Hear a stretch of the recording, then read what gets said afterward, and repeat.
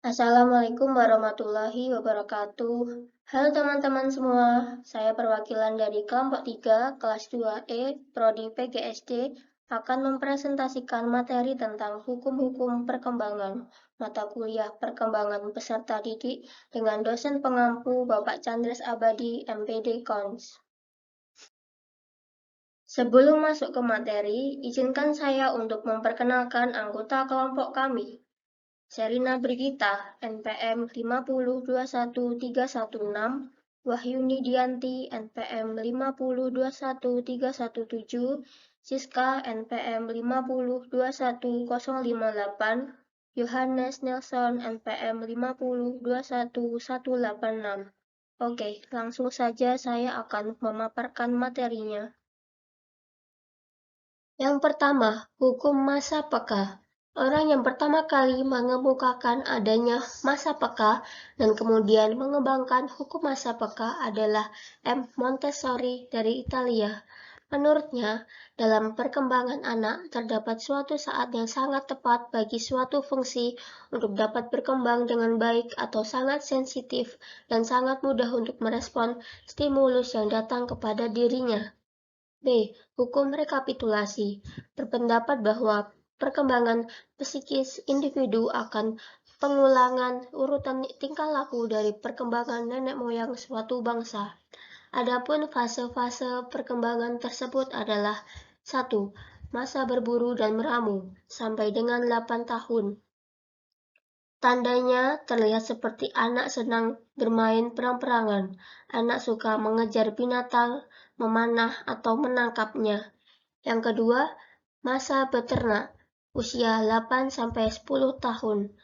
Tandanya anak senang memelihara ikan dalam akuarium, memelihara kambing, ayam, burung, dan sejenisnya. 3. Masa bertani atau bercocok tanam, usia 10-12 tahun. Tandanya tingkah pola si anak yang suka menyiram tanaman, menanam pohon, dan sebagainya.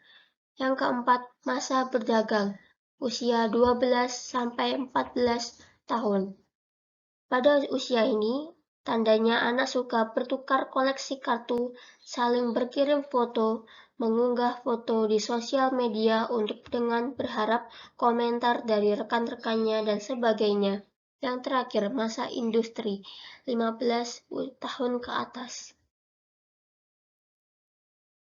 C. Hukum masa menentang atau Trotzelter berpandangan bahwa perkembangan individu tidak selalu berlangsung dengan tenang dan teratur, tetapi pada masa-masa tertentu terjadi data guncangan yang membawa perubahan secara radikal. D. Hukum penjelajahan dan penemuan. Sesuai dengan istilahnya yaitu eksploratif yang berarti penjelajahan, hukum masa eksploratif yang dipelopori oleh seorang ahli dari Belanda yang bernama Langeveld berpandangan bahwa perkembangan individu itu merupakan suatu proses yang berlangsung sebagai suatu penjelajahan dan penemuan dari individu yang bersangkutan. E. Implikasi dari hukum-hukum perkembangan terhadap pendidikan. Hukum perkembangan adalah kaidah fundamental tentang realitas kehidupan anak-anak yang telah disepakati kebenarannya berdasarkan hasil pemikiran dan penelitian bersama. Implikasi dari hukum-hukum perkembangan terhadap pendidikan. Macam-macam hukum perkembangan. 1. Hukum kesatuan organis. 2. Hukum tempo perkembangan. 1. Implikasi genetik dan lingkungan terhadap pendidikan dasar. Memahami dan menghargai perbedaan-perbedaan individual, mendorong siswa untuk menentukan pilihan sendiri. Yang kedua, implikasi perkembangan otak terhadap pendidikan dasar.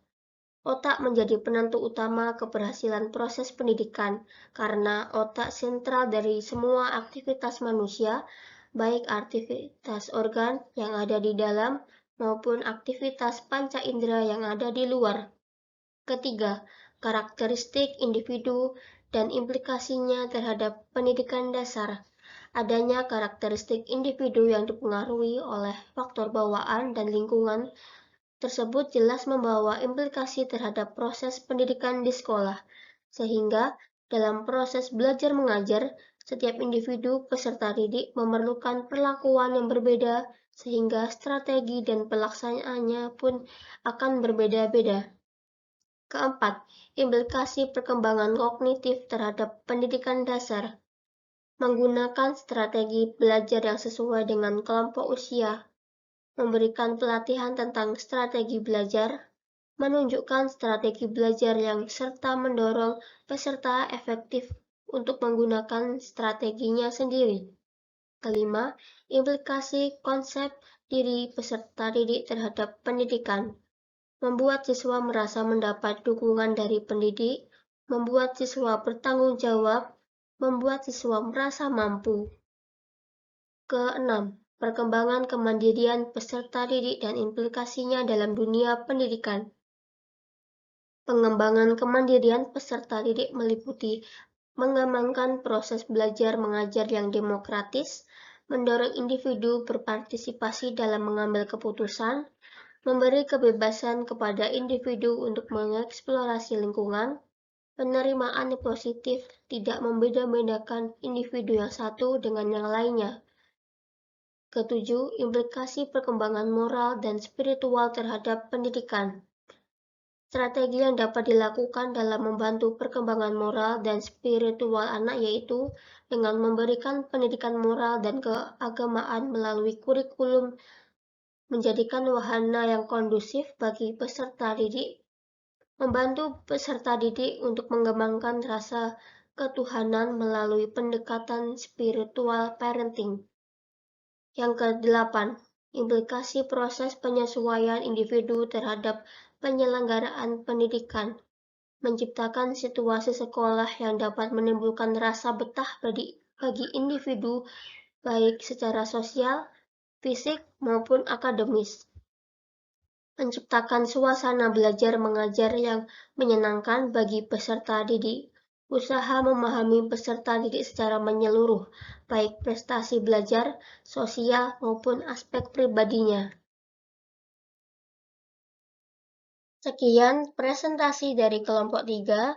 Terima kasih untuk teman-teman yang telah menyimak materi dengan baik. Kurang lebihnya kami mohon maaf, dan kepada Allah kami mohon ampun. Wabillahi taufik wal hidayah. Wassalamualaikum warahmatullahi wabarakatuh.